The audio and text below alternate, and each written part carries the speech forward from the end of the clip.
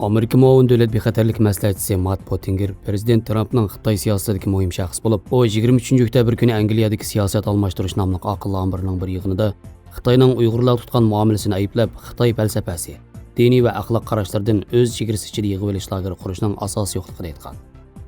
Bu Amerikaning 3 noyabrda o'tkazilgan prezident saylamidan burun Xitoyga qarshi pozitsiyasini texnik kuchaytirishi bo'lib, Trump muhim tashqi siyosat temalarida Xitoyga qattiq pozitsiya tutib kelmoqda. O'tgan hafta Pottingerning xo'jayini Amerika davlat bexatarlik maslahatchisi Robert O'Brien Xitoyning Sharq Turkistonda musulmonlarga qarshi irqiy qirg'inchilikqa yaqin bir harakat qilayotganligini bildirib, Xitoy xalqiga xitoban Xitoy hukumatining Uyg'ur va boshqa dinga qaratgan siyosatining haqiqatini tekshirishga chaqirib, Xitoy xalqining o'zlaridan nima uchun Iqtisodshunos jurnalining Xitoyning Sharq Turkistondagi qilmishini insoniyatga qarshi jinoyat deb ataganligini so'rab beqish kerakligini, xalqaro Xitoyga qarata texnik keskin pozitsiya bildirish kerakligi haqidagi to'nishning kuchayotganligini ta'kidlagan.